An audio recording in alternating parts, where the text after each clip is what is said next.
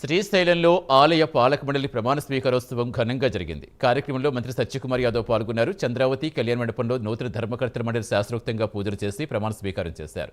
పాలక మండలి చైర్మన్ పోతుగుంట రమేష్ నాయుడుతో ఆలయ అసిస్టెంట్ కమిషనర్ చంద్రశేఖర్ రెడ్డి ప్రమాణ స్వీకారం చేయించారు. తరువాత మిగిలిన సభ్యులు ప్రమాణ స్వీకారం చేశారు.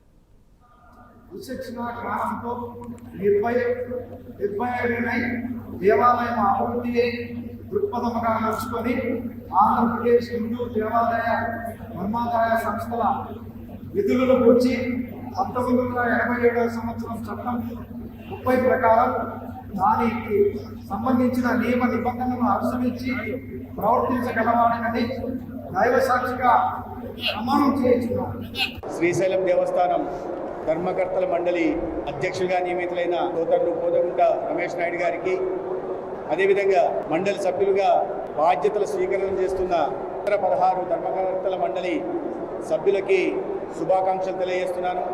జ్యోతిర్లింగం, శక్తిపీఠం ఒకే ప్రాంగణంలో ఉన్న ఏకైక క్షేత్రం శ్రీశైలం దేవస్థానం. అదేవిధంగా ప్రతిరోజు చండీ హోమం జరిగే ఏకైక శైవ క్షేత్రం కూడా శ్రీశైలం దేవస్థానం. పవిత్రమైన దేవస్థానానికి ఇవాళ ధర్మకర్తల మండలి అధ్యక్షులుగా సభ్యులుగా నియమితులైన ప్రతి ఒక్కరికి శుభాకాంక్షలు తెలియజేస్తూ, ఇవాళ ఈ ఆధ్యాత్మిక చింతనతో పాటు శ్రీశైలం దేవస్థానం యొక్క ప్రాశస్త్యాన్ని ప్రపంచానికి తెలియజేస్తూ, బ్రహ్మరాంబ మల్లికార్జున స్వామి వైశిష్టతని కూడా భావితరాలకు తెలియజేస్తూ, శ్రీశైలం దేవస్థానాన్ని కేవలం ఒక అద్భుతమైన ఆధ్యాత్మిక చింతనగా, ఈ పవిత్రతను కాపాడుతూ ఆధ్యాత్మిక చింతనగా తయారు చేయడమే కాకుండా ఒక ఆధ్యాత్మిక పర్యాటక కేంద్రం కూడా తీర్చిదిద్దడంలో ఈ ధర్మకర్తల మండలి సభ్యులు విశేషమైన కృషి చేస్తారని విశ్వాసంతో ఉన్నాను.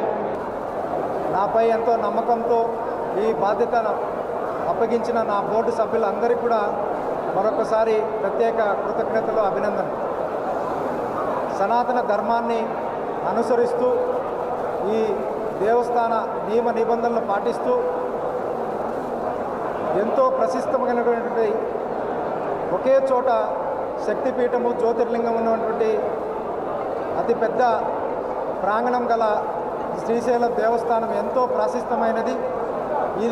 ఈ శ్రీశైల దేవస్థానాన్ని మనం స్వతంత్రం రాకముందు, చట్టాలు ఏర్పడక ముందు నుంచి కూడా ఇక్కడున్న చెంచులు స్వామివారిని తమ ఇంటి అల్లుడుగా భావిస్తున్నారు. నాకు ఈ చైర్మన్ గిరి వారి చెంచులు అందరికీ అంకితం చేస్తున్నాను. ఇది చెంచులకే ఈ చైర్మన్ గిరి అంకితం.